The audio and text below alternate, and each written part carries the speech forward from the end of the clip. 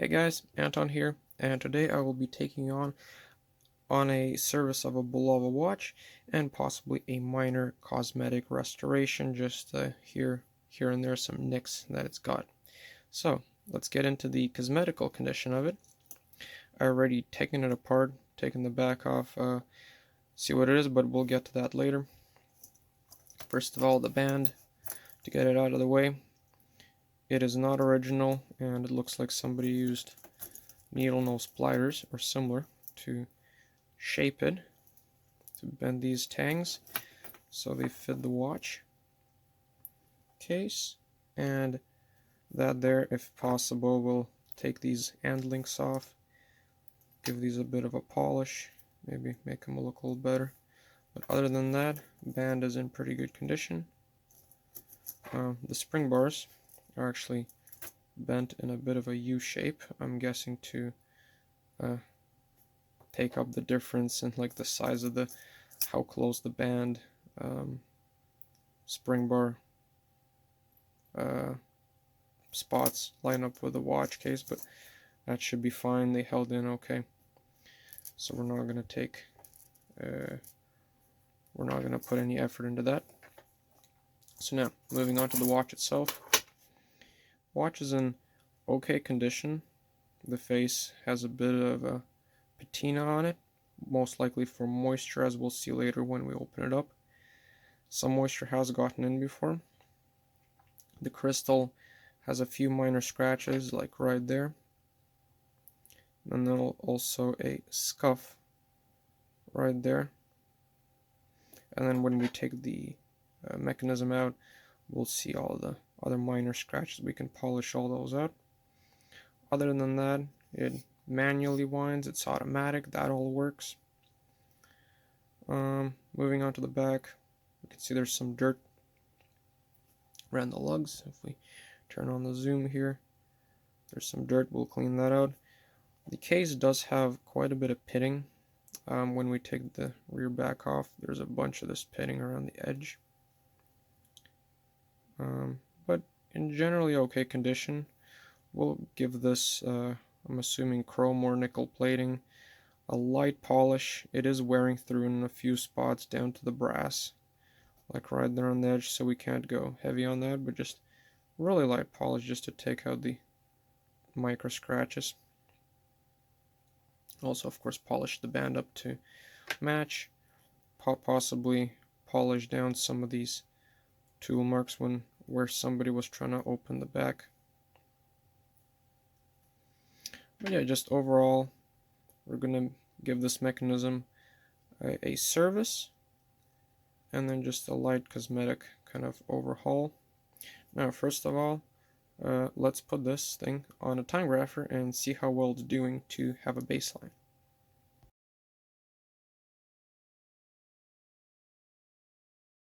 Here's the watch. Let's take the back off. It's a screw-on back. So let's first adjust my case back removal tool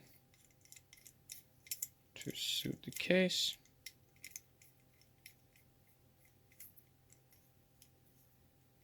There we go. Then we put it down, grab some plastic underneath, and undo the back. There we go.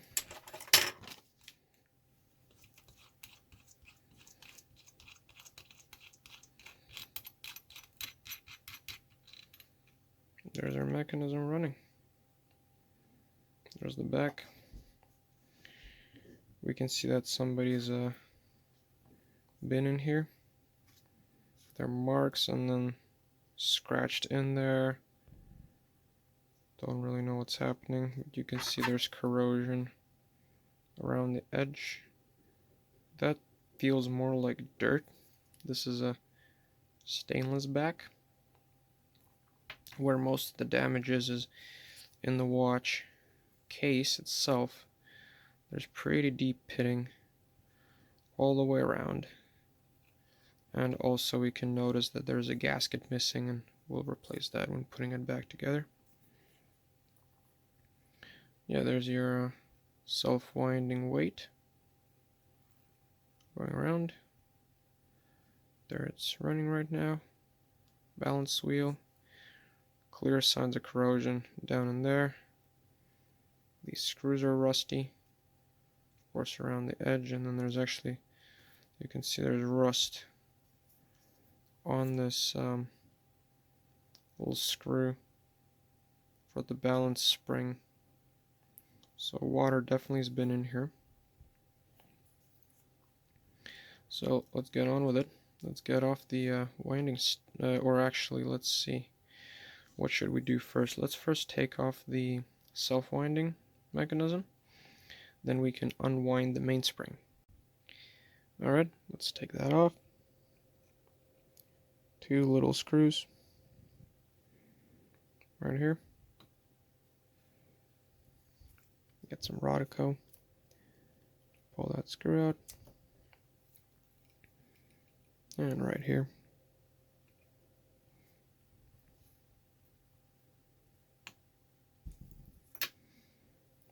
More Rodico.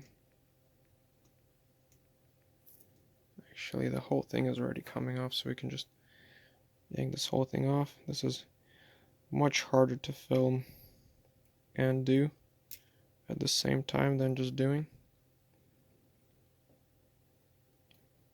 Here's the self-winding mechanism. So essentially how it works is you have this weight swinging around, and then there's 2 reversing gears in here that always wind the spring in one direction. We'll take it apart and clean this later as well. Put this aside.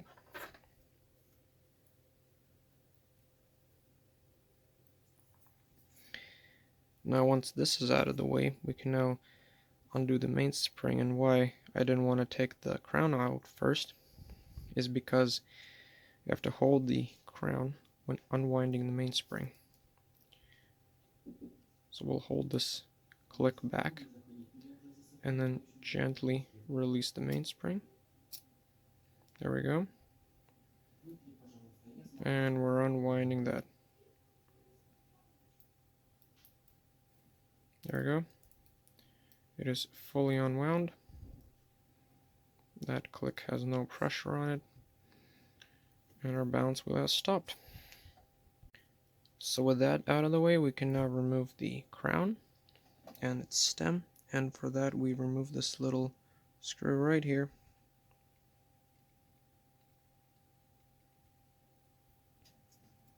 Loosen it up. And then the crown should pull right out. There it is. Now this is another part where there's actually a little bit of damage. We can see that there's actually a fair bit of pitting on the stem. And for now we're going to go with this stem, maybe polish it up a little bit. But looking at the case sealing surface, this watch won't be waterproof anyway. So this stem won't really impact the performance of it. So let's put that aside. Now, next thing, let's actually remove the watch mechanism movement out of the case. And to do that, we'll rotate these screws to line up the flats so they come out.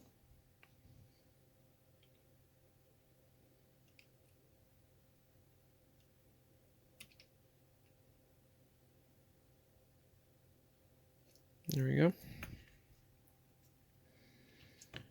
And there it goes. There's our movement. Put this aside for a sec. I'll bring up another problem that I found with the case. You can see usually these are the spring bar holes on these lugs, and these are all nice and deep holes. But one of them, I guess the last one that I'm getting to, right there, you can see there's almost like a piece of brass or something stuck in there. And the spring bar only catches about 0.2, 0.3 millimeters of that. So when we clean and polish the case, we'll try getting that out, because with that, there's a really high chance that the spring bar can just pop out and the watch can hit the ground, and we don't want that to happen.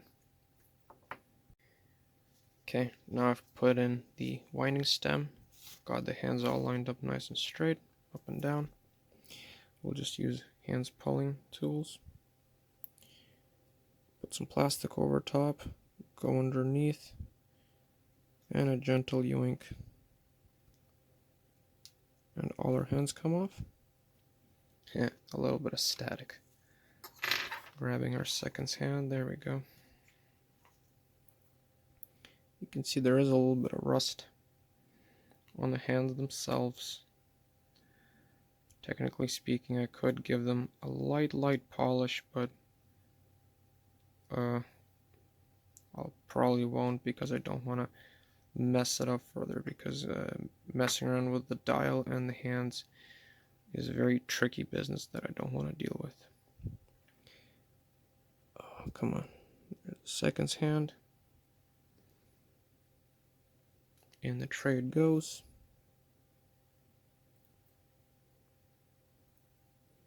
You can see the hours hand right there. There's clear rust on the bottom. Kind of worried about what I'm going to see in the keyless works mechanism. There's the minute hand. I mean, with that amount of rust, it almost makes sense to leave it, just as something to give the watch character.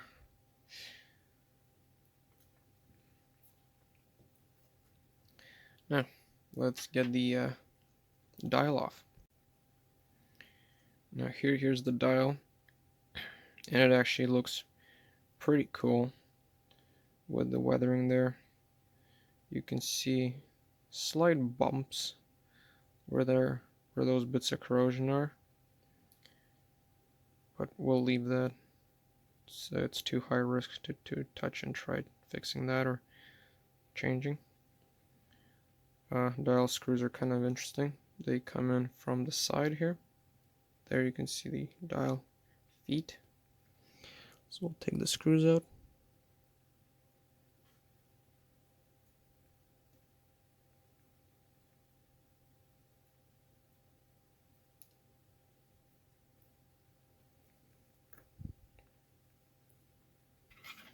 And the dial should come straight up.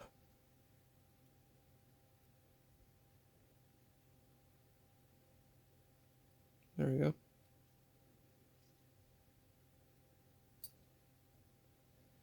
The dial is straight off the watch. And that goes in a very safe place for later. Here we can see the calendar works underneath.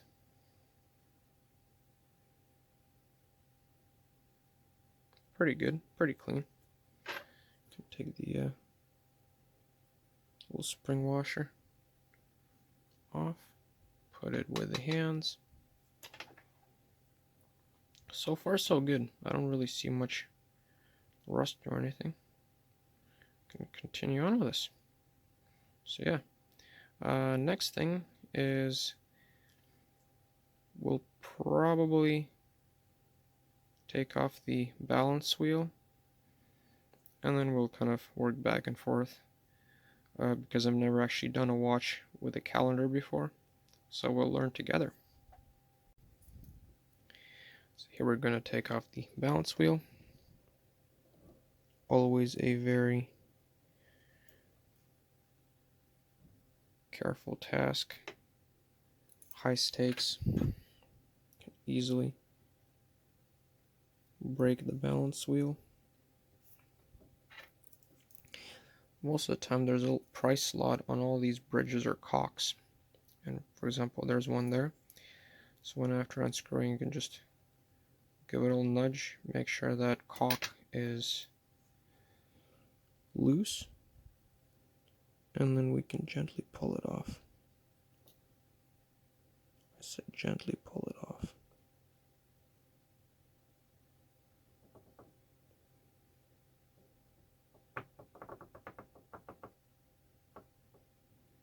Come on, balance wheel.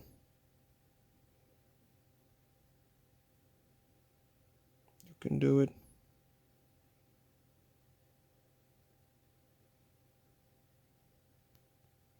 There we go. And now we set this aside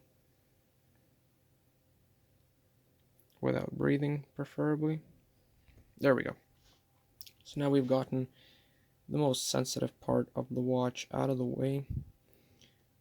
We can now start to take the rest of the mechanism apart.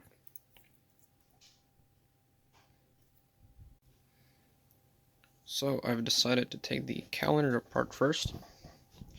We'll have a bit of a squiz around here. And first thing that I'm noticing is there's actually a spring in this slot.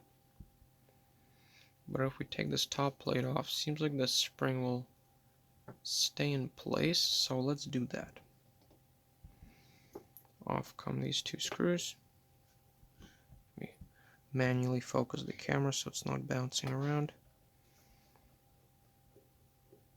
There we go.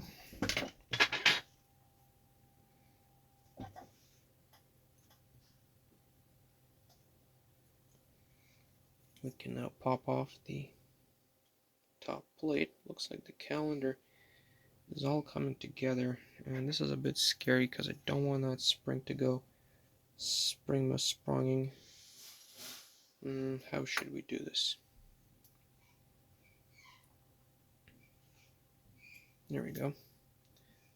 This seems to have separated them. So there's that part.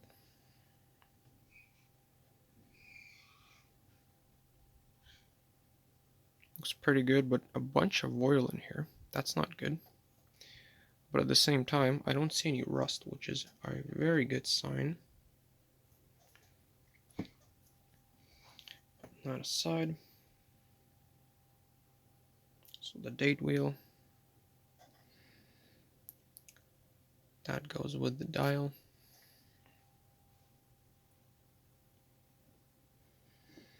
There we go. Let's see what now comes off. Okay. Those gears come off. The minute. Let me focus that for you guys. There we go.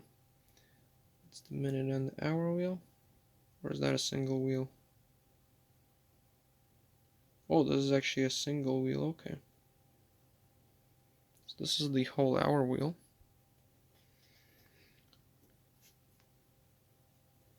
Then an intermediate wheel, and you can see this wheel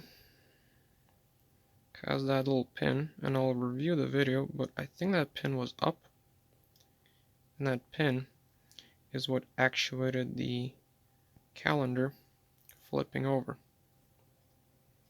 That being here, that little pin hitting the calendar wheel. There's our cannon pinion. We can give the cannon pinion a little yoink. There it goes.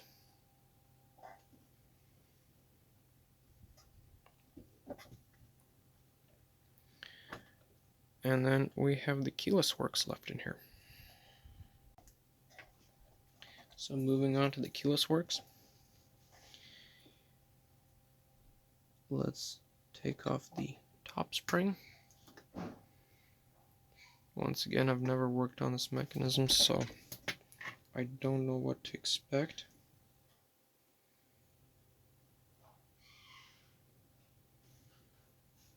Okay. That comes off. Hopefully nothing goes flying. There's one last picture of how this stuff's put together.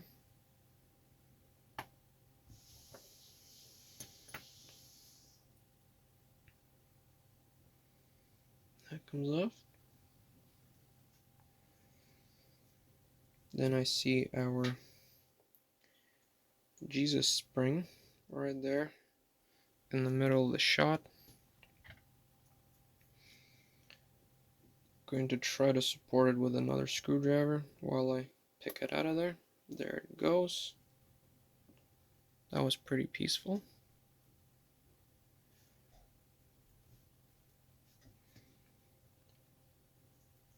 And now we can remove the long foot Italy shaped piece.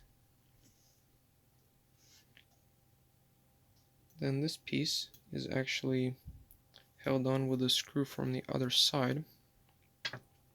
The one that you undo to take off the stem. We'll do that later. A few gears with the keyless works.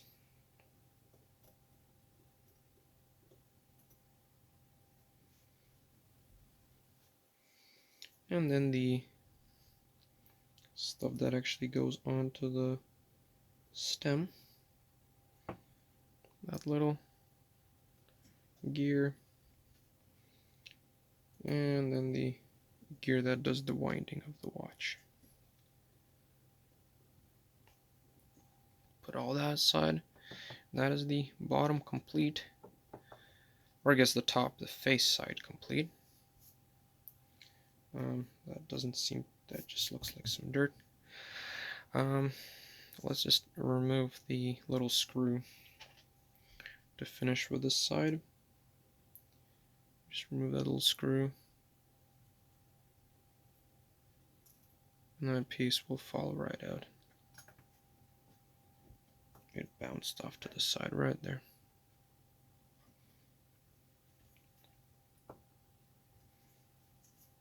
And the screw should be kept captive, yep, and it's kept captive in the mechanism. So now let's move on to taking apart this side. Alright, so taking this side apart, I'm a little bit confused how this wheel comes off. It almost looks like it's a press fit, so we'll be very careful with taking that off if that is the case. But let's take off the spring that holds down the seconds hand. Right there.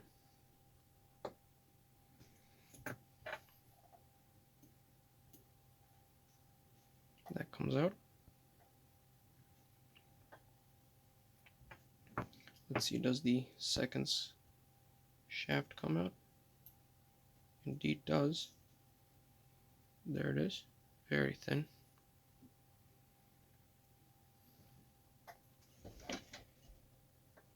Now let's try taking off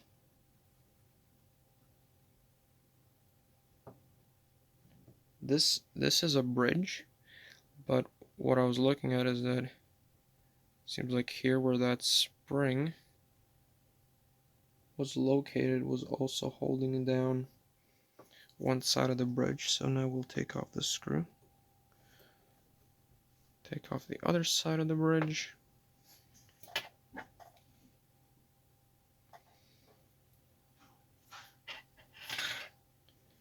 And okay, so this is coming out. It looks like just a little bit of tension still left in that spring.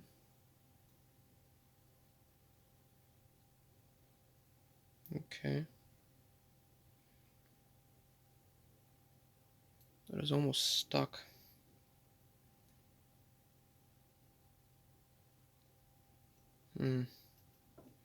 That doesn't feel right. I'm wondering if it's probably this wheel holding it up, and what happened is some of the wheels under there have popped out of position. So now as they don't line up, now I can't pull this bridge off. Yeah, that feels kind of tight. So then we'll take off the other stuff on here. So this is our gear for the barrel. Barrel output, the main power output. No, this is actually power input to the spring winding. I'm sorry. That's my bad. That comes off. There's our click and the click spring. We'll carefully take that out before stuff goes flying. Is there really nothing holding in that click?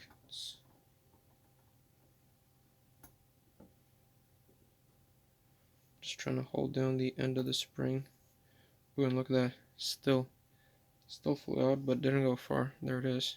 There's the click spring.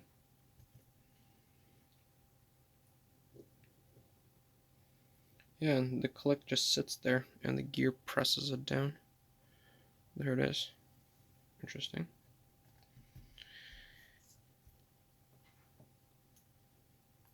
Now you can see why this bridge wasn't coming out, because these gears are intertwined between the bridges and the different gears, so they hold each other down. I'll now take off this gear off.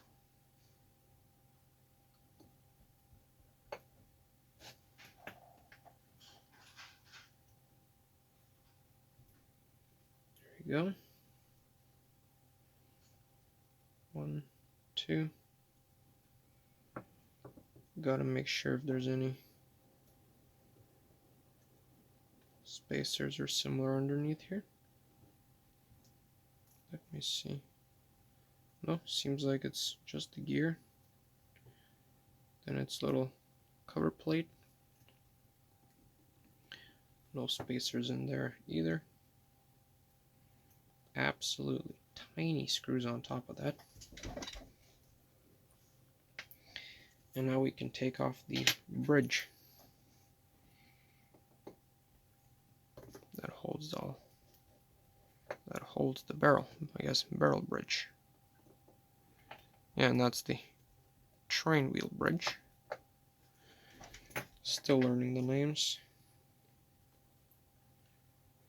Hey, what's the worst that can happen? I completely destroyed the watch. It's only a family heirloom. Nothing bad will happen. Right? Now we'll try not doing that. So here's our barrel bridge. That comes out. A bunch of oil everywhere, so definitely looks like it's been over lubricated, and then the oil probably got thick in spots where it matters, and that's why we got that really bad amplitude. There we go. Now let's see if this comes off. Huh. Still doesn't come off. Interesting. Let's see if the barrel comes out.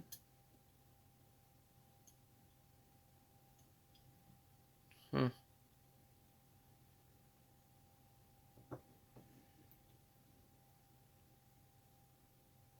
There's our escape wheel.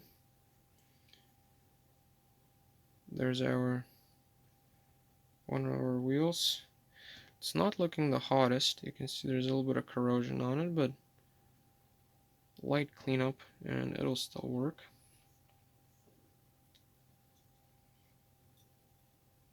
Okay, that came out. Oh yeah, there it is. There's that wheel on the bottom that was holding us up. So it does definitely seem like this top wheel is a press fit on here. So we'll take this off, and then we'll put this bridge back on, and we'll see if we can pull it off, because we need to clean the jewel underneath there.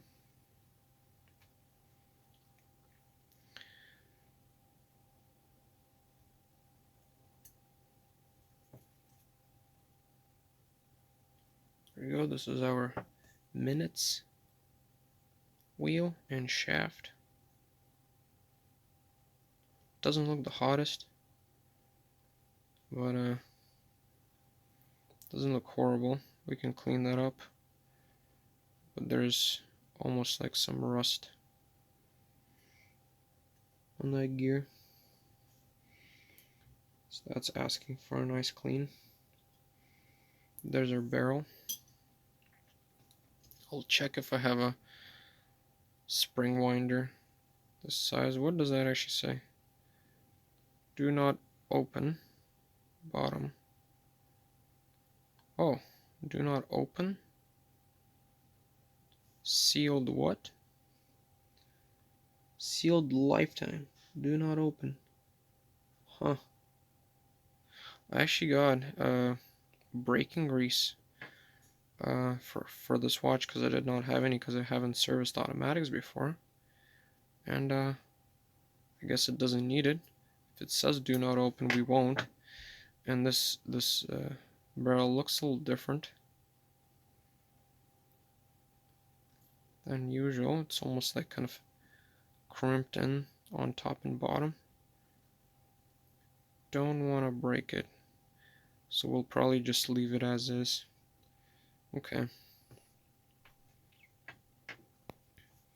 Alright, what other stuff do we have on here that we haven't taken apart yet?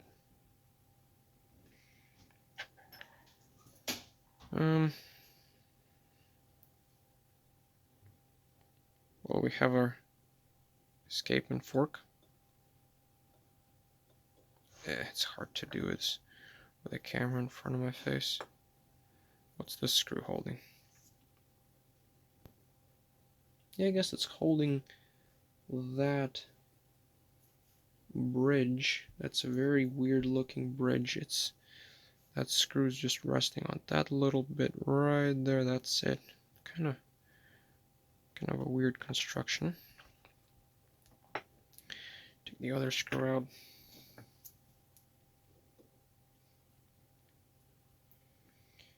There we go. See that before it gets stuck, that means there's a old gunky oil on there.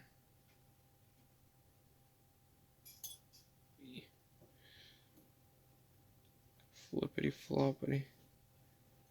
Goes the fork, I'm a bobbity. There we go. So that's all apart.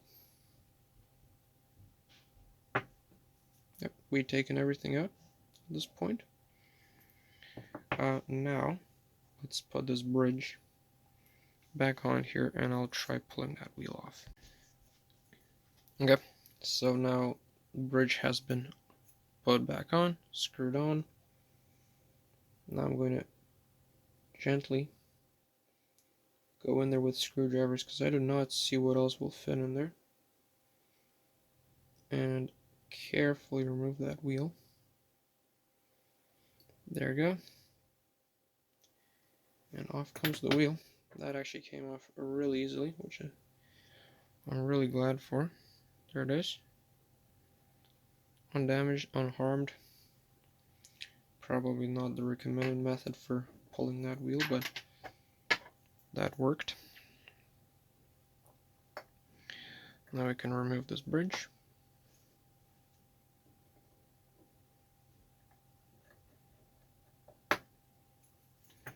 And then also we'll see where that one wheel goes. If it doesn't get stuck, no. You can see it's stuck, that means the oil is thick. There's that wheel. Comes right out. We can now clean all the bridges. Yeah, I don't think there's any cocks in here other than the balance wheel cock. But yeah, now we're gonna clean this, then put the balance wheel on there, clean that together to clean the balance wheel, clean all the parts, and we'll be back with some clean parts in just a second.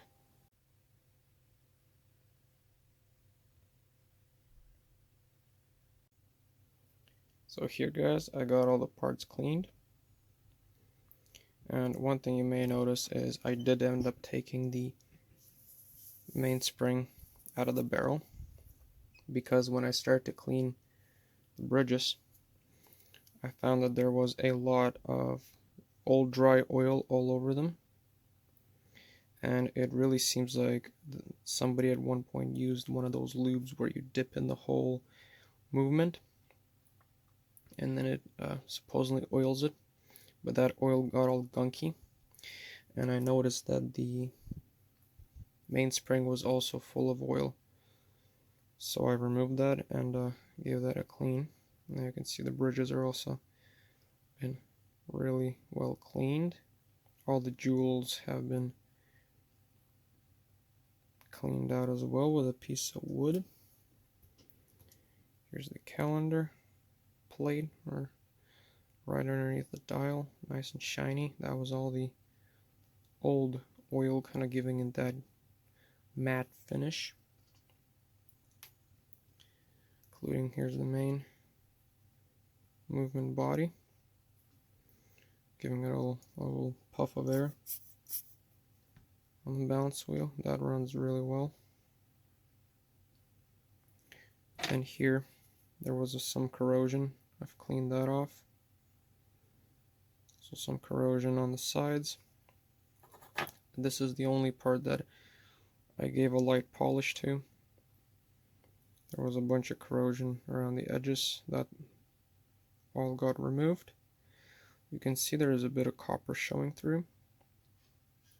I'm pretty sure this is brass, and then they maybe copper plated or give this nickel or whatever this is right over top of the brass, but then as the brass oxidizes it, the copper shows, because brass is mostly copper. There is a little bit of corrosion on the balance wheel itself, but I'm not going to do anything with that.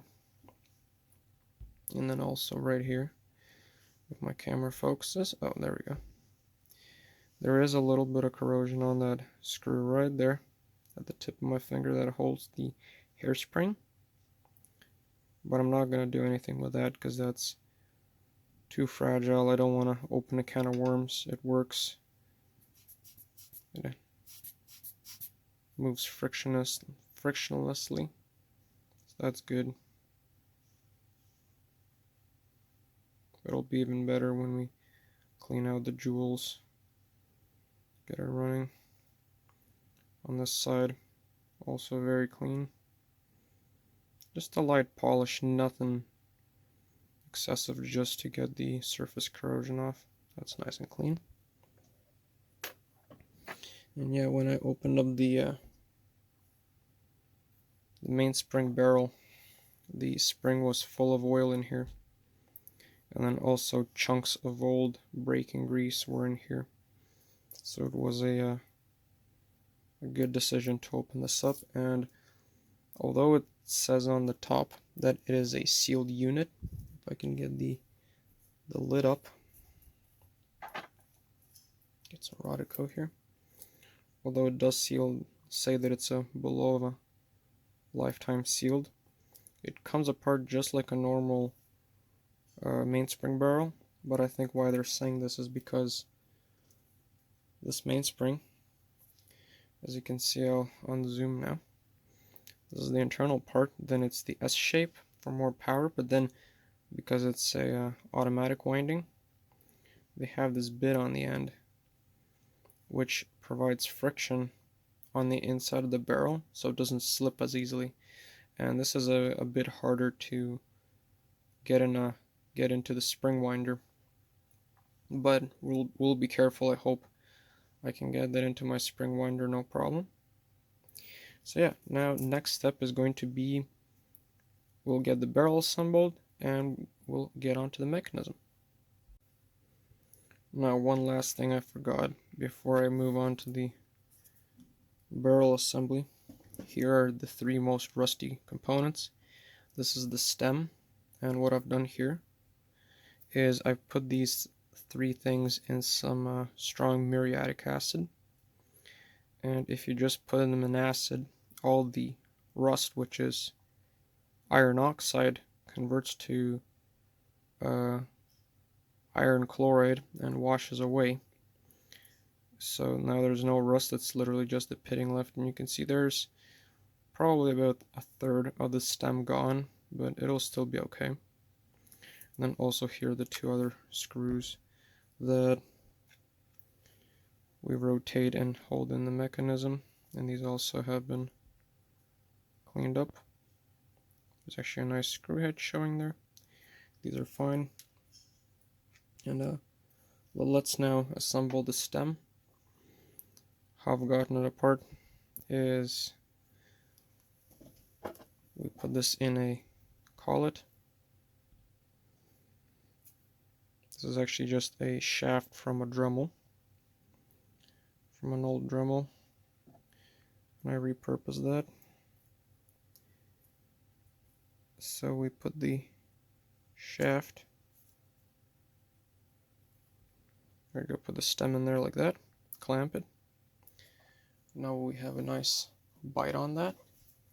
Now we can take a little bit of Loctite. This is medium strength. If I can get it. There we go. Just a little bit of Loctite on the end. Then we can take our crown and put it back on. If we need to take this apart at any time, just heat this up a little bit and this will come right apart if the owner decides to replace the stem so it's not rusty. There we go. Take that out. That's assembled. And I just needed the rod and the collet for my spring winder, so I wanted to get this out of the way. But yeah, there's the stem.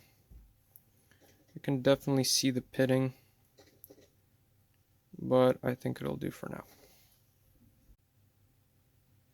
Now, getting onto the mainspring winding.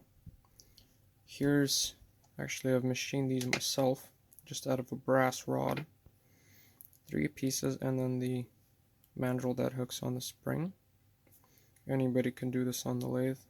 It's just takes a long time to do these for every size of watch, but so far I've made the single size and it seemed to fit half a dozen watches that I worked on so far. So there we go. This piece fits in the barrel, and I'll show you how this works. So this piece fits in perfectly in that one, and then I use my collet to grab onto it, and then I position this right about there, tighten that up, and then this is where the spring will bite onto, and I'm just checking that the height is correct. I can drop this down just a little lower.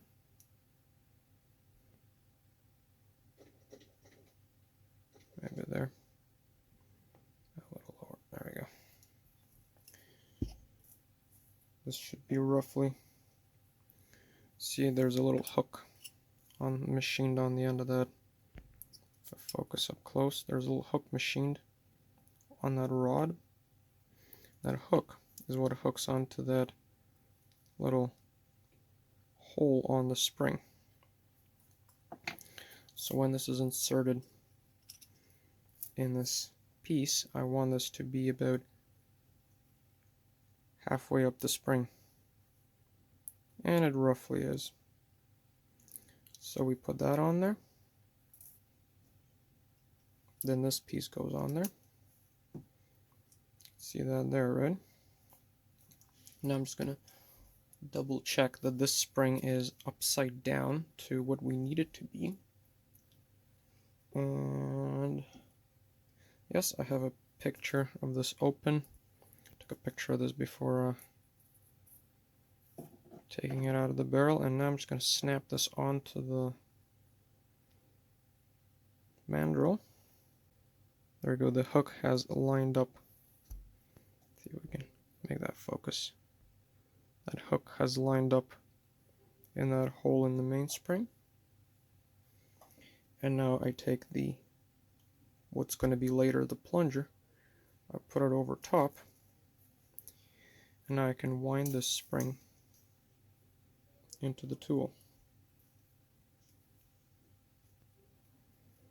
Now here's where the hard part begins. is when this piece comes up that is meant to cause braking pressure on the outside of the drum. We have to be careful to not snap it off of the end, because I've done that before, and then you need to get a new mainspring. I'll actually do this off camera. There we go. It took some gentle persuasion, but I was able to get that bit to fold over. And now these both are going to slide into the tool, just like that. We gotta go gentle, slowly and gently. There we go, almost in there. Oh, there we go. Now let go, let the main center unwind. This makes the spring spread out.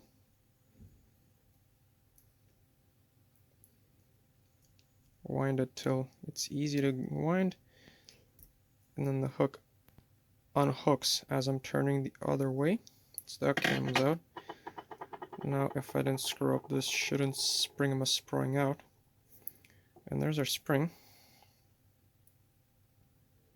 Zoom in on this. You can see that little extra backwards bit in there. And then we can remove the back.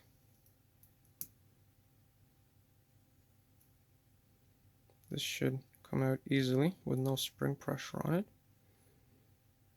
The spring is contained in there.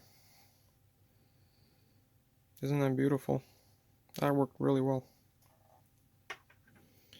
Now what we're going to do is we're going to get some braking grease and put it in the barrel. Now here's some 8217 medium braking grease, and we take just a little bit of this stuff and we're going to put it around the edge of the barrel, just a little bit. And what this does is when the spring winds all the way up, it pulls in, the spiral winds up, and then so it doesn't overwind, it starts to slip inside the barrel, and in fact you can actually see the chrome plating worn away. I think it's chrome, it might actually be some other metal. But that then spins in there indefinitely when the self-winding mechanism works, because that doesn't ever stop. So we put some of that grease around there. Now we can take the spring. Now this is going to be the right way around. Just checking. Yes, that is now the right way around. We put that in there like so. And then I use my plunger bit. Press that in here. Boop. And now the spring ended up in the barrel, just like that. Isn't that nice? Now, having done that, I'm now going to just put a little bit of oil on the mainspring itself, just so that it easily slides on itself. Really doesn't take much. This will work itself down in there as the watch works, and I'll put 4 tiny little dabs on the edges. Really just a film. There we go. Now we can take the barrel, what would this be? Barrel axle, barrel staff, whatever this is, we can now pop it in there.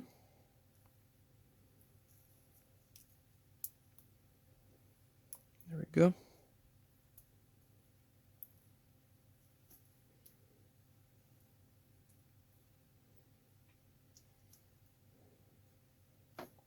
It did not click in. I don't think it clicked in. Or maybe it did. That doesn't matter. It'll click in as the watch works. And we can now put the cover back on. Just like that. And we have rebuilt a non-rebuildable barrel. At least that's what it said on the top. That looks clicked in.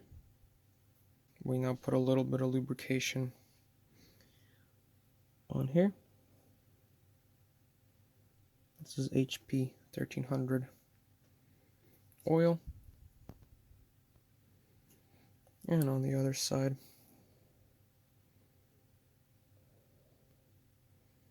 just like so. And now our barrel is completely rebuilt.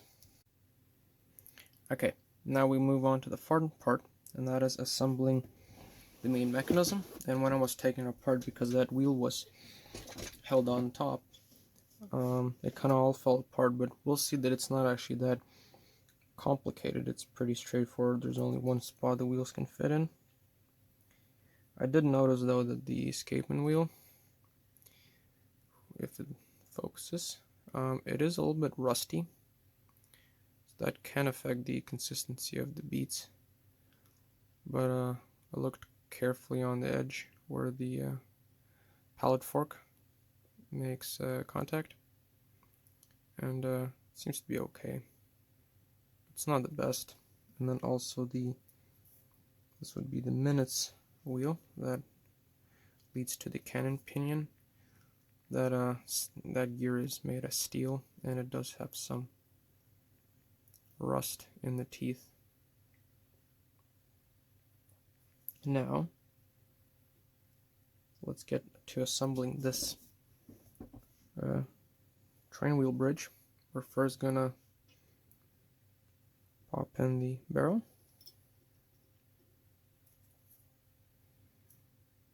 Then we're gonna pop in our escapement wheel. Let's just give that a little blow with the... Yeah, I thought I saw some dust, but that was just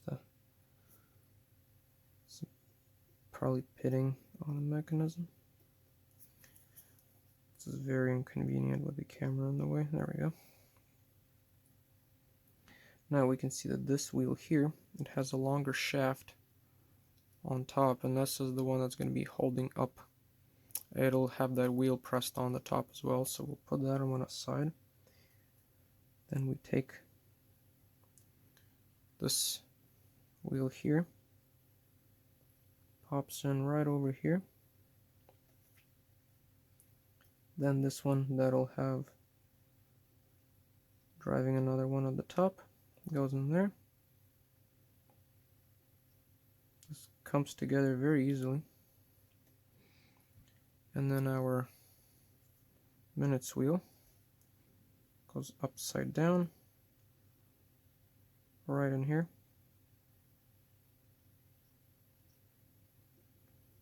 Line this all up.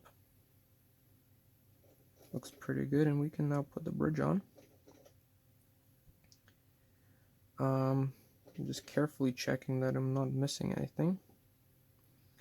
How I generally do this is I look at how many holes this has and then what this lines up with, and every hole should have something going through it. And I think we're good. So this goes on like so.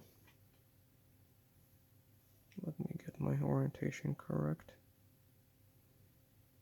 There we go. I'm trying to find the shaft that goes all the way through. There we go.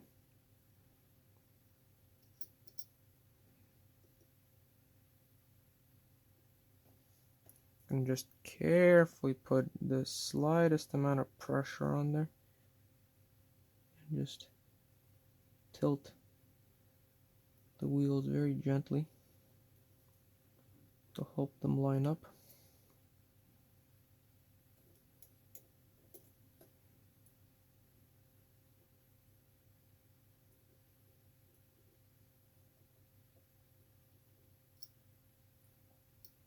There we go.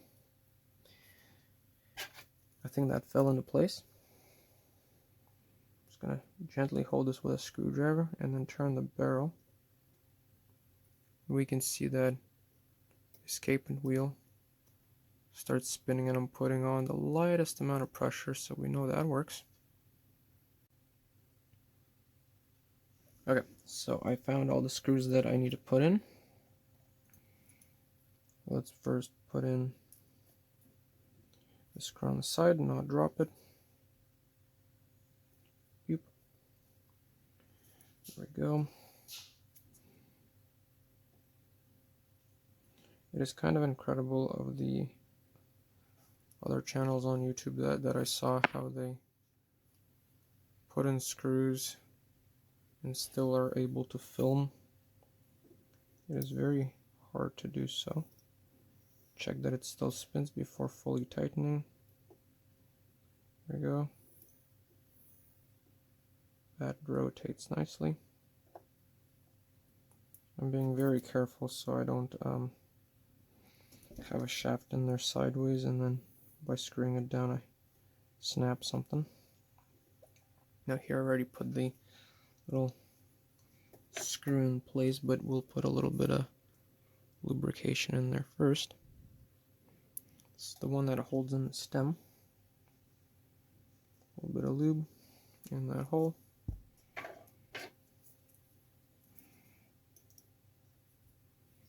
Some Rodico to clean that.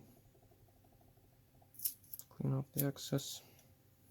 There's also a little bit of excess oil actually on the barrel here as well. I'll be careful with that. Just cosmetic, but we'll try to get that looking perfect if we can. Barrel goes back in there. Then we put in the little retaining screw for the stem. And now we can put on the barrel bridge. Just like that. And I'm just checking, and yes, that is indeed correct. And then 2 screws hold this down.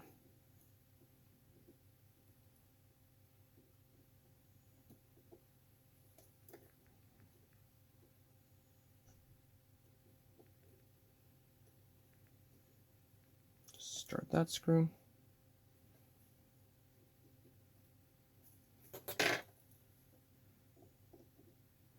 Start the other screw. Try to move this out of the way. The camera. And we'll just snug these up. Check that everything still spins. And do the full tighten. There we go. 1. And we don't want to do that. Click. Alright. Torqued to spec. There's a little pivot on the click right there. Let me actually put a little bit of oil underneath.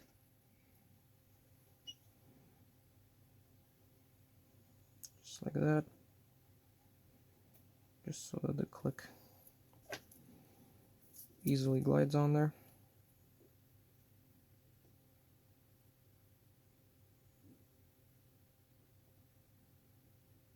And of course it doesn't want to go in. There we go. That's in there. And now I also have to check how the spring was in here. Okay. So the short part was towards the hole. And this is where we can very easily lose the spring. And in fact, oh, there it went.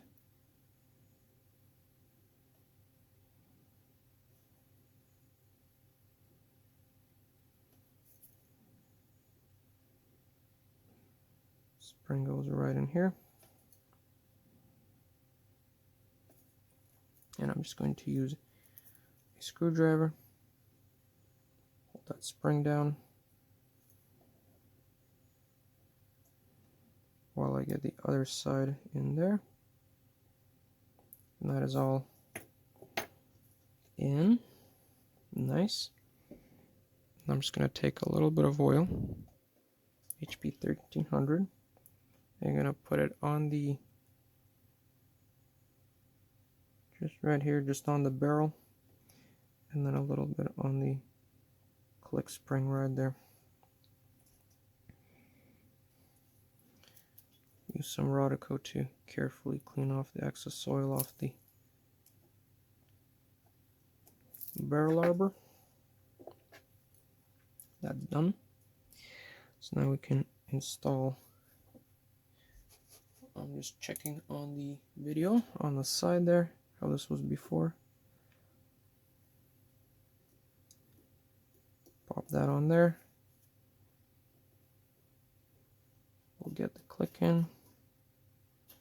There we go. And now we can see the click actually moves back and forth as I'm doing this, because before the click used to stick when I bent it back, and that is because of the gummy oil.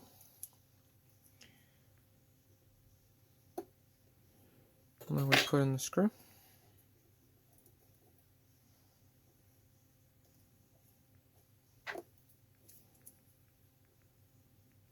Kind of tricky. I just hold the wheel with my finger while I tighten this. There we go. And now the click should click, and I can wind this up, and this should slowly unwind. There we go. That works great.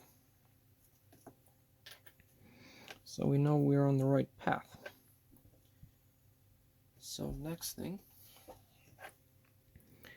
we're going to install this other wheel up here, and because it slides right on the metal, we're going to put a little bit of HP 1300 in here. Maybe that's all too much, but I think it'll be okay. That goes right in there. Just a tiny bit of HP 1300 in here. And then the cover plate over top. There we go. 2 teeny tiny screws. Finish it off.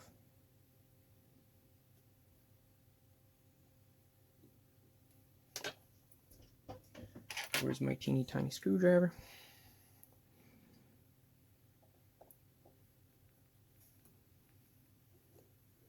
Let's see if I put this to the side, you can kind of see what I'm doing.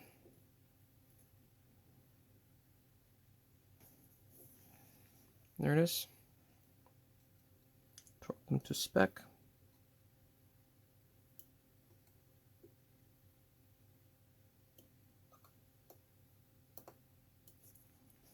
Check that this all works. And it indeed does. There we go. This screw should easily spin. And it does. That's good. Now, let's oil the back of the seconds wheel. I mean the minutes wheel. Just a little bit of oil, less than that. There you go. On here. Right in there.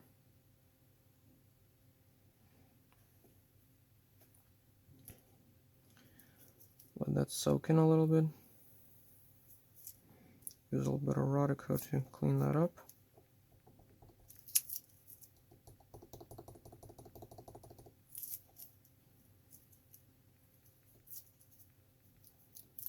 There we go. Now once that's clean, we can now put in the seconds shaft, staff, whatever you want to call this thing. It's gonna put a tiny amount of oil on here. That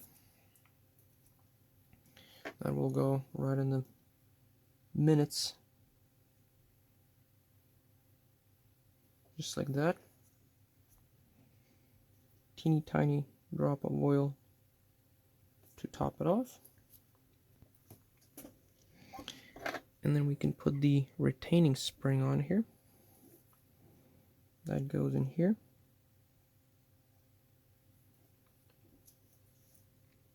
And then the last screw that holds down the other side of this bridge goes right on here. And screw this down.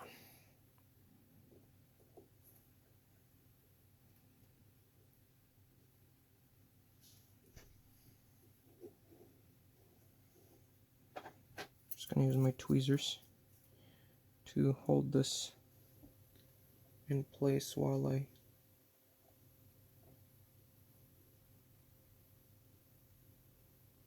tighten this down.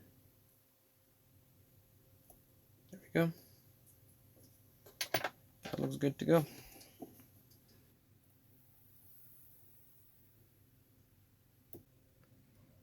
We'll put just a little bit of oil on the minutes and right there. Sure some gets on the bushing, and we'll put on the cannon pinion. There's the cannon pinion, and it was almost on there.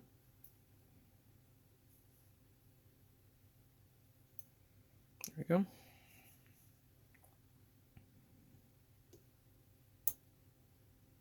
Clicks on there all the way down, and this is actually what slips as you're setting the time.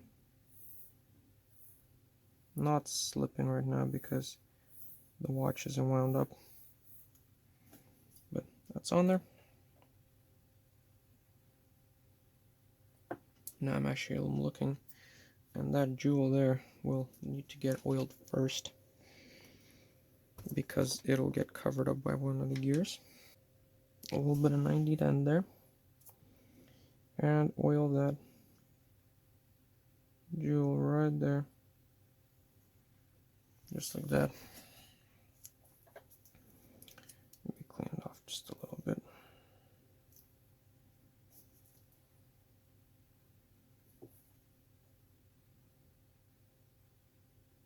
With the phone in the way, it's very hard to judge how much oil I'm putting on there. There we go.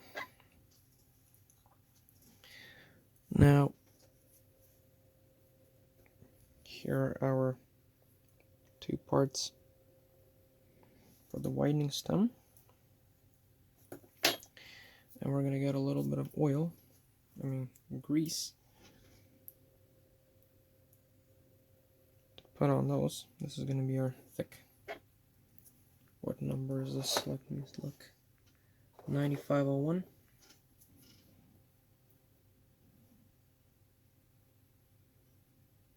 Blue grease.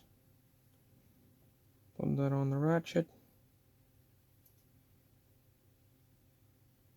And once there's grease on the ratchet, when we put this little piece on top, it'll actually lock in to that one. You can see this becomes one.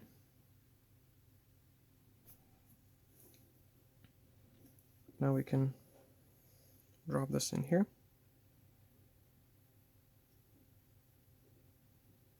There we go.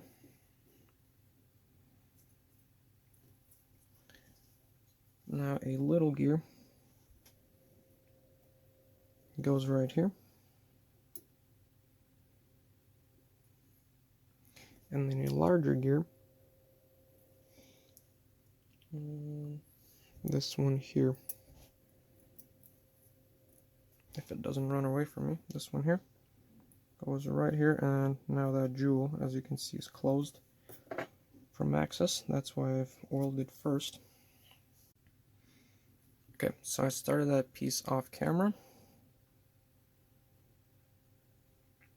Now we can continue assembling this.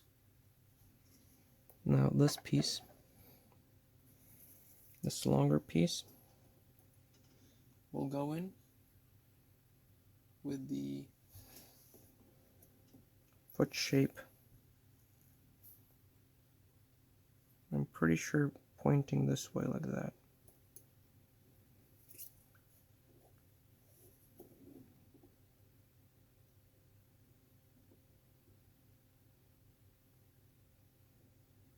That should go right in that groove, just like so. So this is a little bit scary. Well, let's get the spring in here. Spring goes around this journal. I'll hold this in with my finger and then put it in there, just like so. This is all starting to pop out, but we'll hold this together. Okay. And once that's all in, we can now put get some Rodico here. We can now put this top cover plate. But before we do that, put a little grease where the spring rubs up, where this long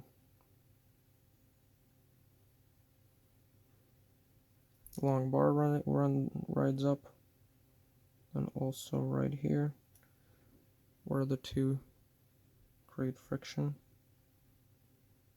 right here, a little bit under this piece.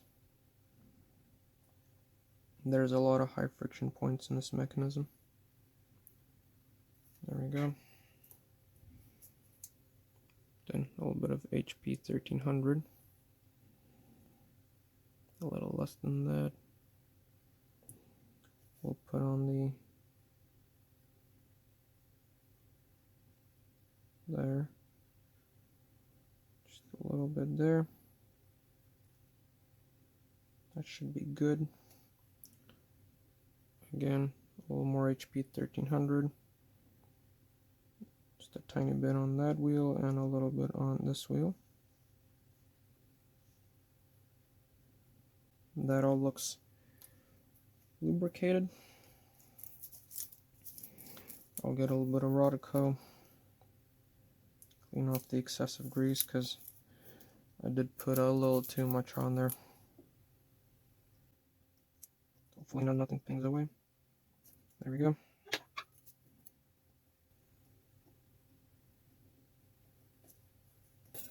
This feels a little too high, so I'm gonna screw that in a little farther.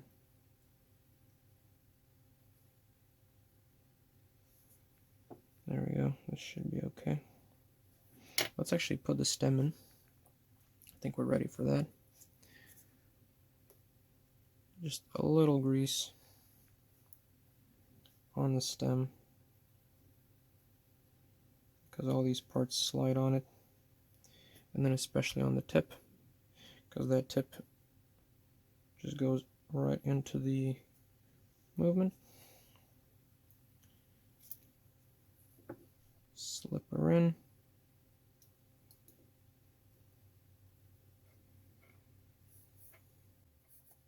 Actually looks like I've put that screw in a little too deep. I'm going to undo it just a tad. There we go. That should now be in place. This piece now popped out.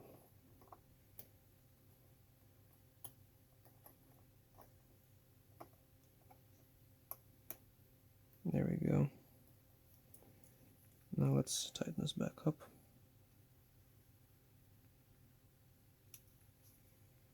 There. I do have to say I'm an electrical engineer. I'm not a watchmaker, as can be seen by my non-existent skills. And now we can put in this piece.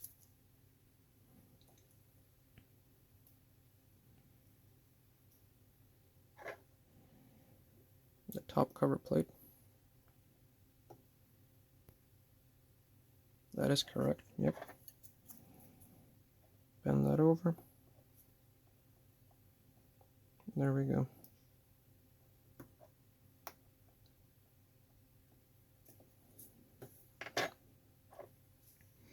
And we top this off with a screw. Or maybe even two. But let's just first see if this works.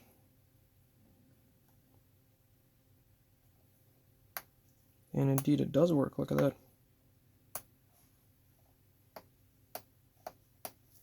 Yep. So this one,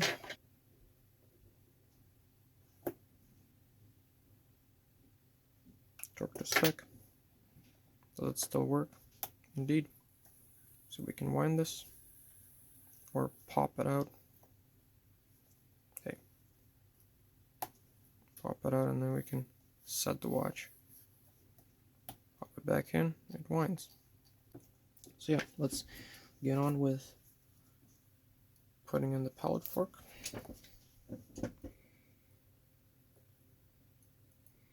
There's a little bit of dust on the pallet fork, which we don't want. Flip this over.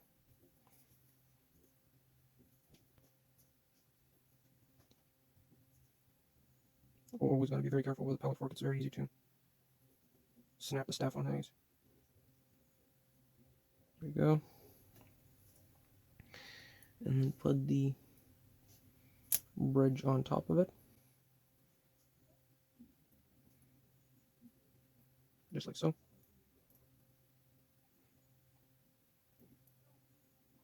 There we go. We'll give it a little bit of a wind. And this way we can hold down the pallet fork bridge and give it a test to see if it works. And look at that, it seems to be working. And now we look from the side to make sure that this bridge is sitting flat, and it actually isn't.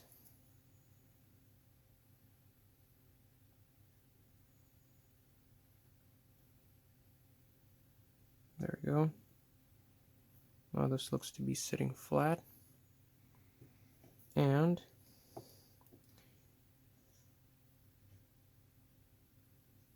it's still easily snapping back and forth, as you can see. There we go. That means that's all working. And we can put in our two screws.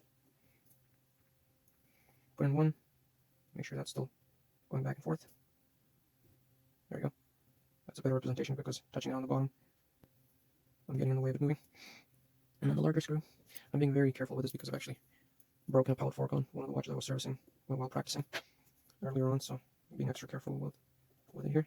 Because it's so easy for a bridge to go sideways and then just snap the shaft on here. So now the screws are partially tightened. The bridge is looking like it's sitting flat on either side. We check that this is still swinging back and forth easily, not jammed, and now we can give the screws the torquing. Torqued, and the other one.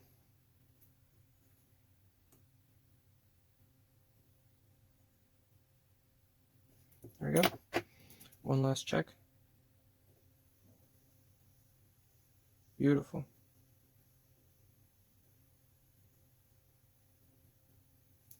Bouncing back and forth. We'll give it a little more wind.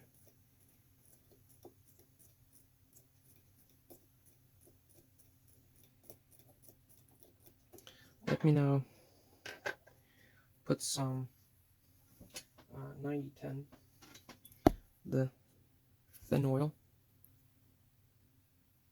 on the pallet fork. Oil that jewel.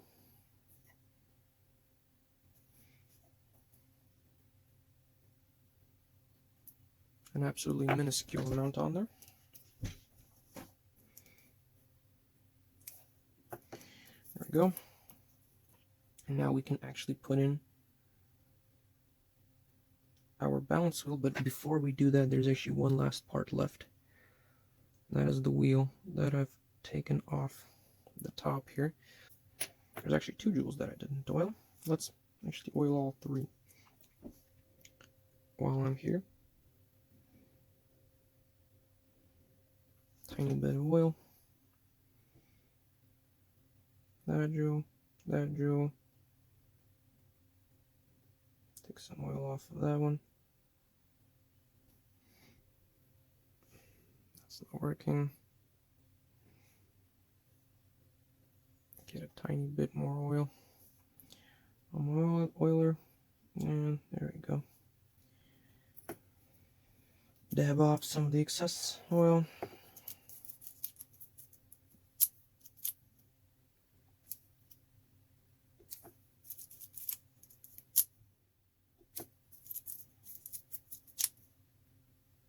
Pretty sure I put some on the pallet fork already. There we go. So all 3 jewels have been oiled. Now we can put on the wheel. Goes on very easily. Meshes. There we go.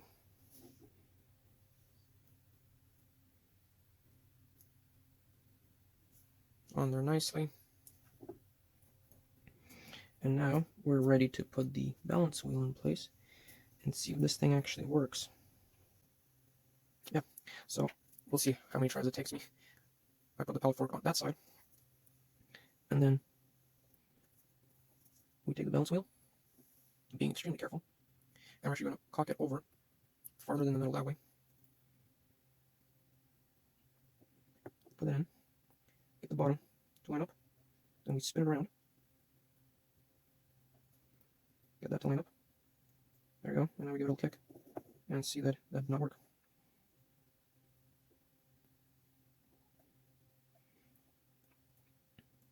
Let's try this again. Get it up. Now you can see the forks on the other side. So now we have to cock it over the other way. This is tricky to get in. People that have been doing this more make it seem seamless, but it generally takes a few tries. Come on.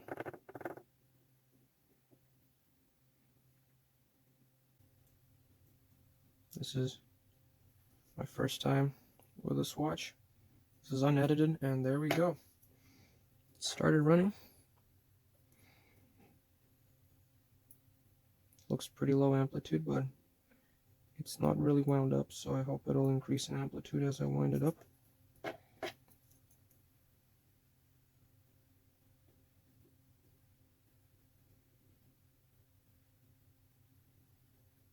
Put that screw in place, and there we go. There's a mechanism that's running.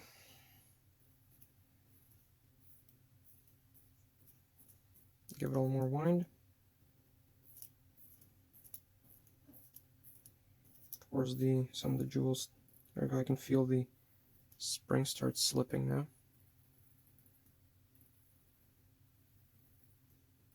Yep, that's working. Spring is slipping. If I now pull this out, pull the crown out, I can now adjust the time. There we go. Put this back in and can wind the watch. That works. It's got a little less amplitude than I would have expected it to have. Probably about 200, maybe a little more degrees. Let's oil the cap jewels and see where we get. Another thing we have to still oil is also the pallet fork jewels, so yeah, we'll see what happens. get this top cap jewel out of here.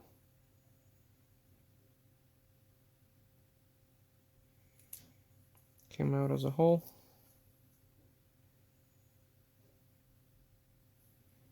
There it is. Clearly some oil or whatever's in there. So now I've oiled both of the cap jewels. Can now put them back in. I was also very careful to not get the top and bottom mixed up. Let's see if I don't think the camera. Now you can kind of see the drop of oil only in the middle, just like it's supposed to be. Both cap jewels were very gunked up with old oil, and in fact the bottom one here, it was almost like glued in from the old oil.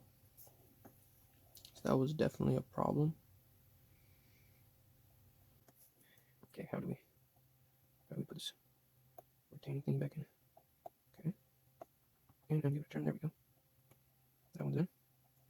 Now let's do the top one.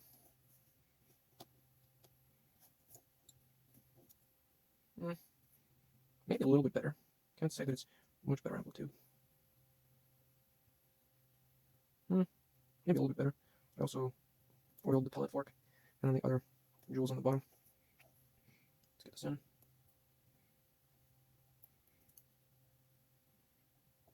Not the easiest thing. There we go.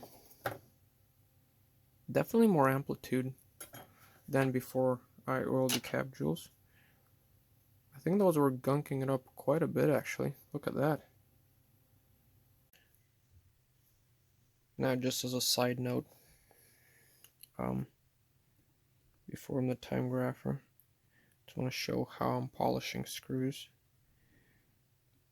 that I've taken the rust off. So there's that one. Here I'll get out another one that I've already done.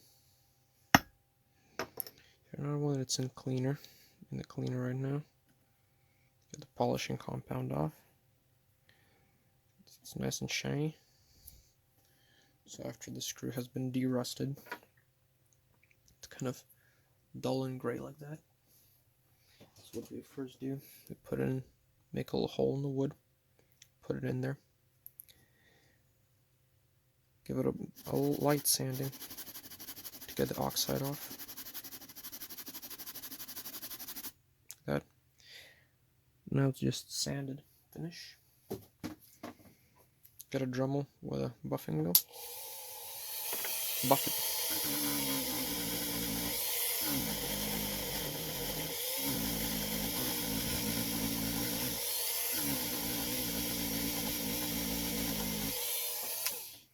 There we go. Carefully get it out of the hole without it flying off. Now, of course, this needs to get cleaned. But if my camera focuses, there's the screw, nicely shined up, not rusty anymore. Now, moving on to the top calendar work section. I'm not going to be oiling this because this is actually my second time already assembling this, because I already oiled it first time I assembled it. Go, hour wheel, calendar advance wheel, calendar itself. Hey, why are you sticky? There we go. It wasn't sticky, it was just, it got caught in that those calendar grooves. And then this is the tricky part. We put this piece over top and we want to line it up. So that screw hole there goes through the gear right there. And now we're just going to apply gentle pressure because that little spring there is spring loaded. And there we go. That's on there if I apply gentle pressure. Hard to do this with the camera in the way this calendar wheel should easily spin. There you go, that spins. And now we're going to put in the two screws holding this all in.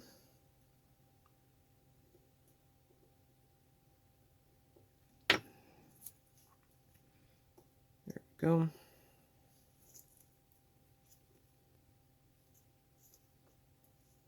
Gently tightening this down, not all the way. Just gonna first check if everything is moving. Nothing has bound up. Yep, you can see this calendar wheel, that spring there, it kind of indents it in certain positions. That spins easily. So now we can finish tightening these two screws up. 1 and 2. Now we can test this. This is already pulled out. If I'm adjusting the time, let's go this way.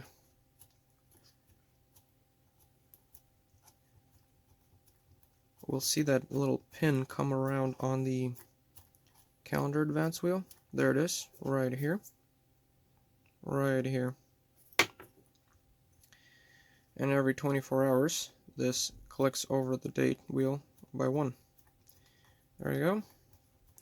And if we go all the way around, I have to spin this watch over essentially 24 hours.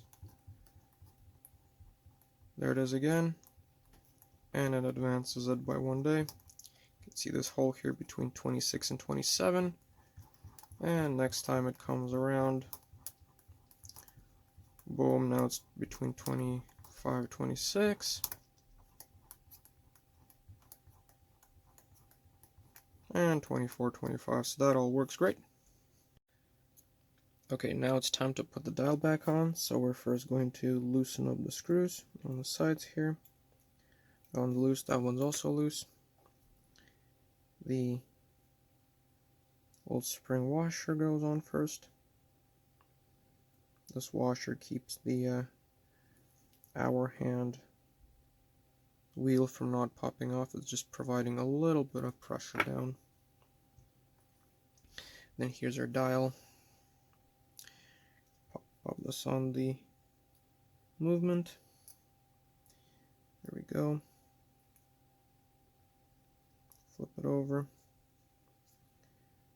Provide gentle pressure on the dial. And now I can tighten up the two screws that hold it on. Being very careful at this point because the dial is on and we don't want to damage it. 1 and 2. There we go. Feels good. Let's double check.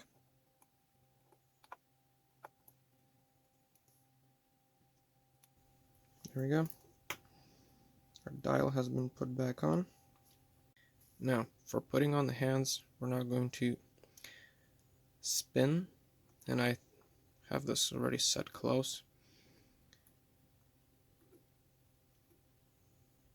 until the date starts to change. There we go, it's starting to flip to 6, and right around the middle here, this is where we know our hands will be straight up.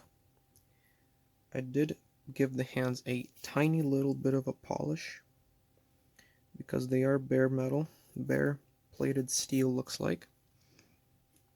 So giving them a light polish won't damage them. Just going to use an aluminum tube to push these on. Carefully. Let's see how this works.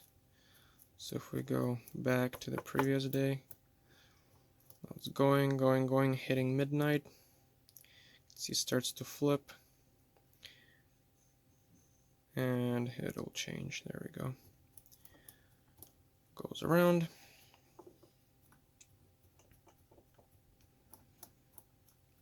That's 12 hours. Once again approaching midnight. Starts to flip. Probably around 10. And around 2 finishes flipping. There we go. That works. Now we set this to straight up. Just like so. And now on goes the minute hand.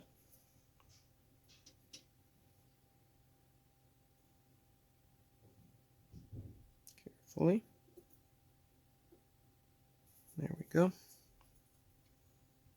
Just gonna start it and then straighten it out.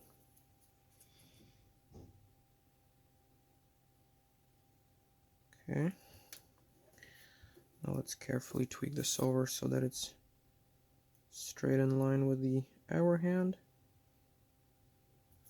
Just like so. That looks pretty good to me. And now we can push it on. There we go, the hour and the minute hands are on there.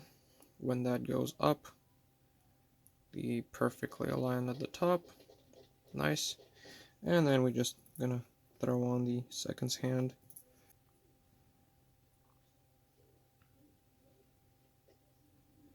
Here we go. Seconds hand can be put on any orientation because it is negligible to notice its position error. There you go. That seems to clear nicely.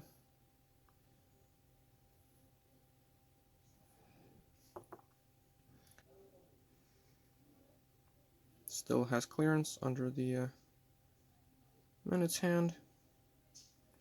Looking great, nice and shiny. Now with the main movement done and put away safely, let's turn our attention to the self-winding mechanism. Let's first of all take off our counterbalance, or yeah, lopsided weight, however you call that. Tiny little screw holding that in. Comes right out. That should be like a little fork from the side. Is it? Yep, there it is. All this is just half the circle of weight and then a gear on there. Here's the mechanism. Looks like 3 screws holding that together, so let's take those out. Very small. 1, 2,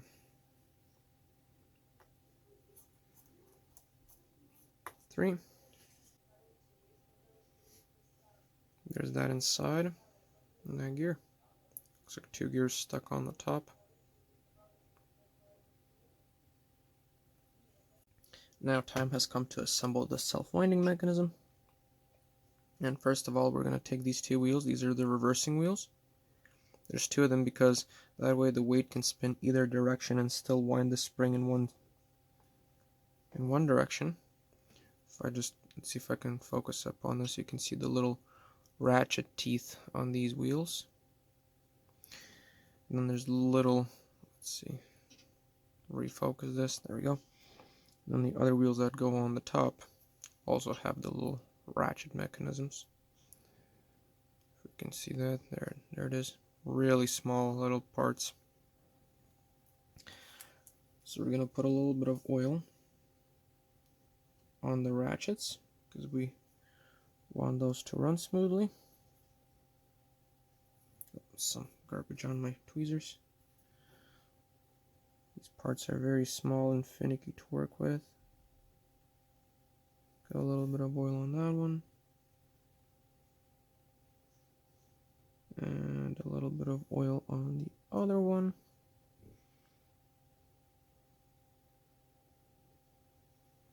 There we go.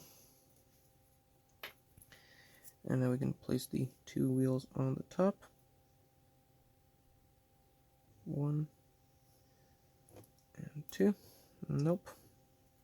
And 2. There we go. Got those 2 guys on there. Now I already did a test assemble run. I'm gonna be assembling on this plate, makes the most sense. First goes this wheel here. This is the wheel that actually transfers the power out of the self-winding mechanism. Then on go these 2 wheels.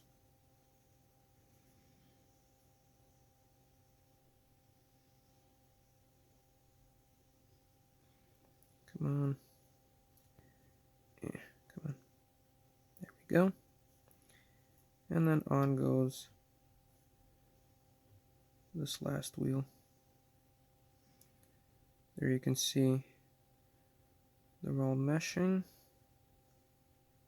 There we go. So the power is driven onto the bottom of this ratchet wheel, which is then connected to the other one.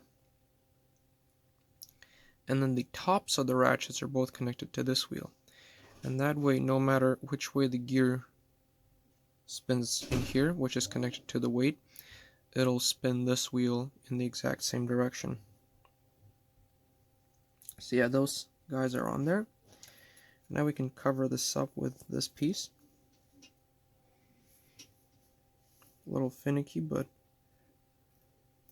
we'll get it done. Oh, and this piece also has this little spring mechanism that presses down on the ratchet mechanism so those teeth bite in as they're ratcheting.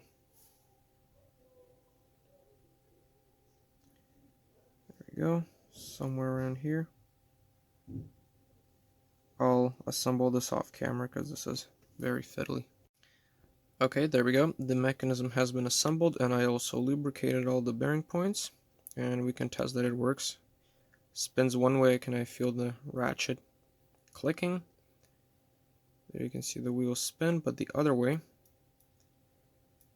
nope, because the wheels are now opposing each other. That doesn't turn, so that only turns one way. There we go, perfect. We can now put on the weight. First, I'm going to apply a little bit of 9104 oil on the shaft here, because this is a heavy bearing point. Has to bear the weight of that whole weight. That goes on carefully. Now let's put the fork in first.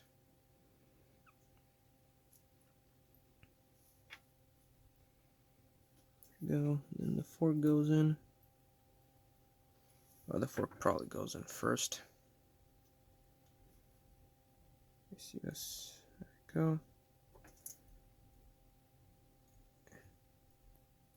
Fork in first, then we put that in, and the tiny little screw that holds this all together goes in last. Bam. Perfect.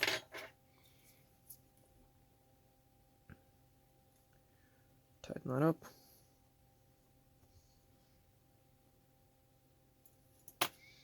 There we go. There's our weight.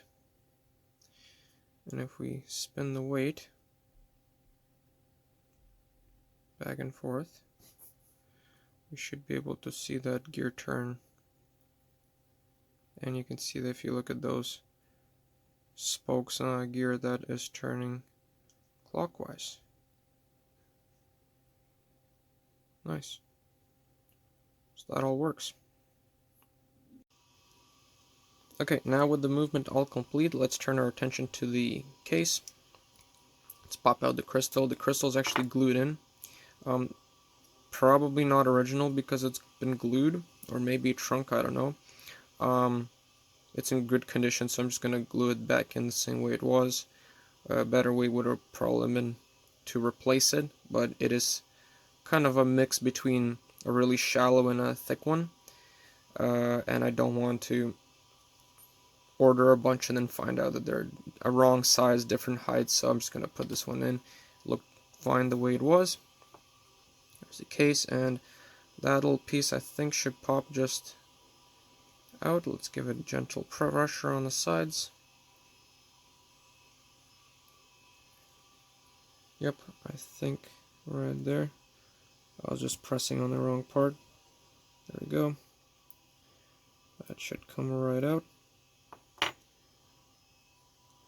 guess the outer ring, I don't know how you'd call this spot. Got some rust and glue residue on the edges. I'll be really careful to not take off any of the patina off the front, but I'll clean up the sides. Also, we'll polish the crystal. And here's the case. See some rust and some glue residue in there. Yeah, we'll first give this just a wash in some water and soap, and then we'll see what we can do with it. So I'm running out of time, and so I couldn't take videos of all the processes, but I took this all apart, cleaned it. Here's the case. It does have some pitting, as we saw before, especially in the corners right there. Get something to point with right there. It's actually pitting. I don't know what this case is made out of. I thought it was plated brass, but I don't really see a yellow tinge underneath.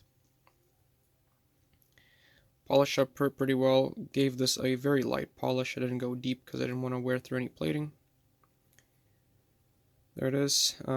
There's corrosion all the way around here where the sealing surface is. That it is what it is. Nothing can be done about that. And then also corrosion in the corners. Let me find this one hole though. I think it was this one here. It was stuffed with that piece of brass. What I ended up doing is actually it was really in there, so I actually used a 1mm drill bit in a collet and drilled it out like this, just going at the most shallowest angle possible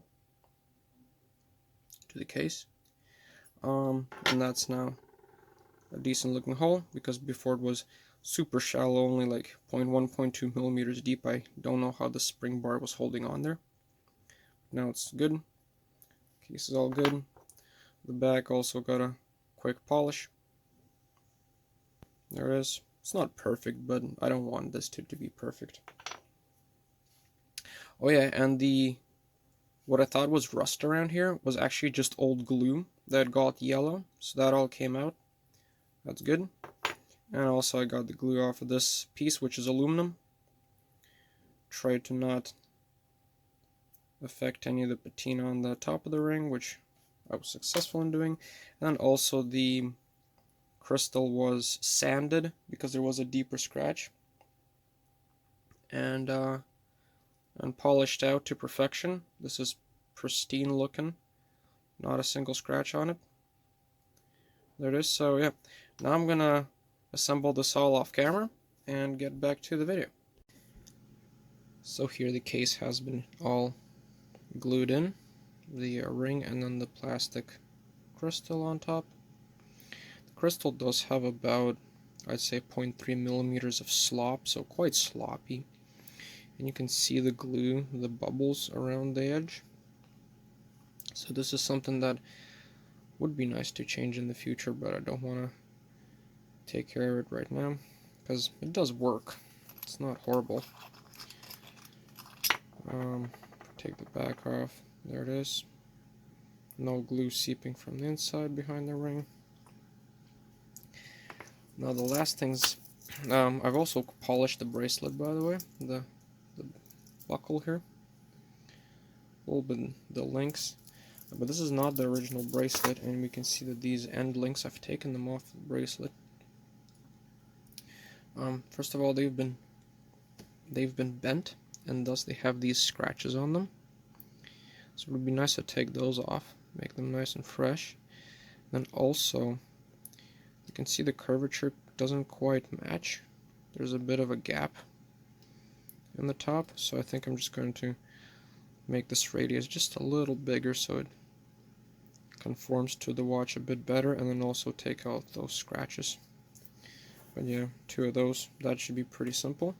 And after that we can put the movement back in, and this will be ready to go.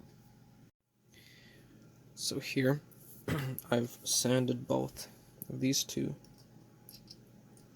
to fit nicely with no gap. And then also this one here, it's not done yet, but you can see that I've removed a majority of those scratches. There's a few little dings left, but those are pretty deep. Can only sand off so much. I'm gonna also sand this one to get rid of the scratches, and then we're gonna mask this one off and do the polished lines there. So let's do that. So here the pieces have been masked off, and I already polished one, just for comparison's sake. See there, the middle has been polished. In fact, we can take off the masking tape. I use Kapton tape because it does not rub through. There it is. Perfect. There it is. Nice polished link with brushed sides. Take the tape off. And there we go. Fits right on the chain. I mean the strap. Perfect. Gonna polish the other one, wash these up, and that's done. Okay, now the time has come to put the movement in the case. I have blown all the dust out of the case. Let's give it one last blow. Then also the movement here. Sure there's no dust on the dial, because that's really annoying to look at. And then I already untightened the stem. Pull that out. And now we can pop this in here really carefully. I'm thinking if I should use some tweezers to gently lower it in, if I can find a spot to grab this. Let's see, can I grab it here?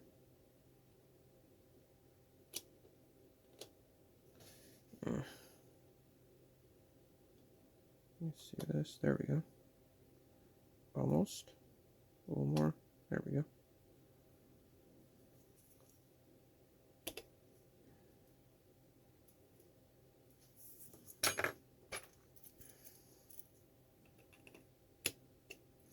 There we go. That has popped in. Now we line up the stem in the movement, the case, just like so.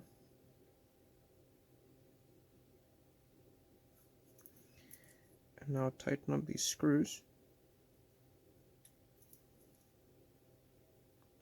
Those should go underneath. There we go. Goes underneath, and then this one here as well. That's what actually holds the movement in. There we go. 2 screws tightened up. It's running. Now we can put the stem in, which has also been cleaned up. Okay, now that's in, so we can now install the self-winding mechanism. Now we're just going to put just a little bit of oil on the tip of the gear, just like that. Perfect. And now we can drop this on with this gear transferring power right here. Right there. Line the screws up.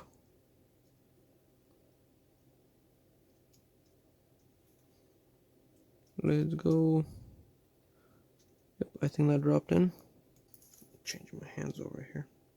It's really awkward to work underneath the camera. There we go. Sure this still works, and indeed it does. I just noticed, by the way, the Bulova stamp in this weight here. I thought it was just spokes, but no, it's a B. It's pretty cool. There we go. That one's tight.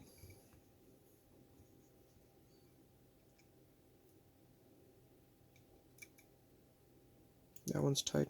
Nice. Now you can see as I wind, this weight flips around as you're walking, winds the spring. We watch these gears right here, this orange gear right there. As I wind this, you can see it turning. And that's how the self-winding works.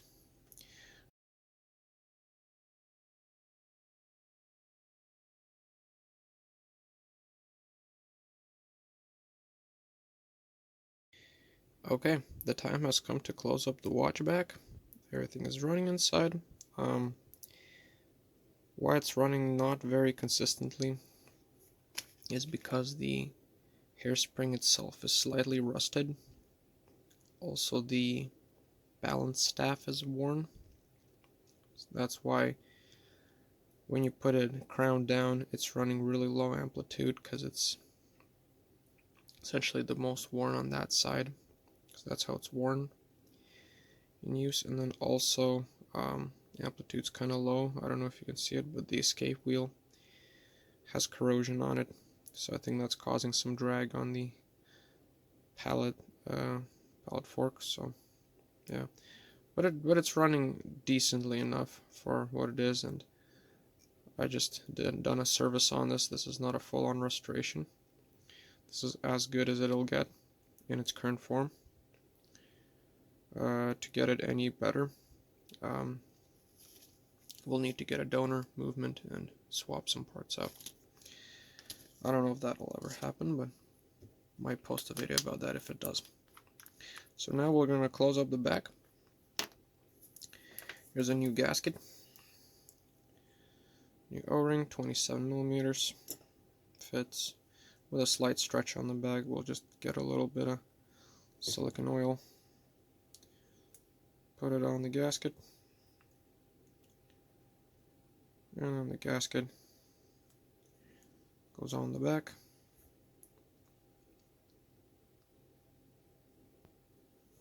There you go, the gasket has been installed on the case back. I think I have silicone oil on my finger cuts, so pop those off. Grab our case back, put that on there, nicely polished. Already putting fingerprints on it, oh no. Where's my little plastic piece? There we go, put a little plastic over top so we don't scratch the back, and give this a little bit of a tighten here. There we go, boom. There you go, feels about good there. Maybe we'll just double check.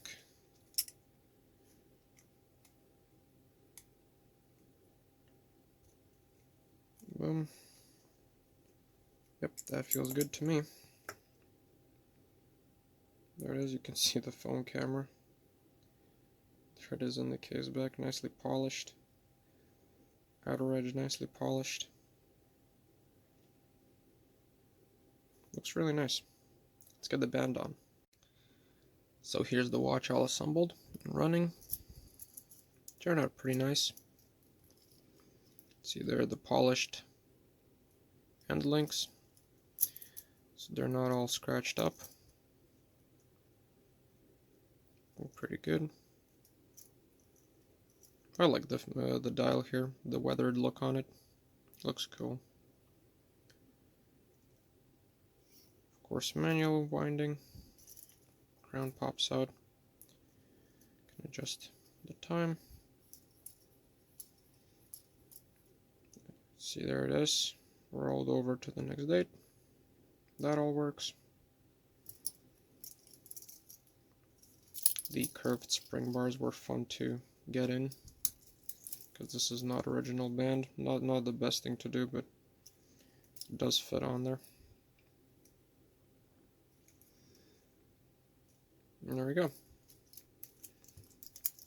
All polished. Looking great. Thank you for watching, and have a nice day. See you next video.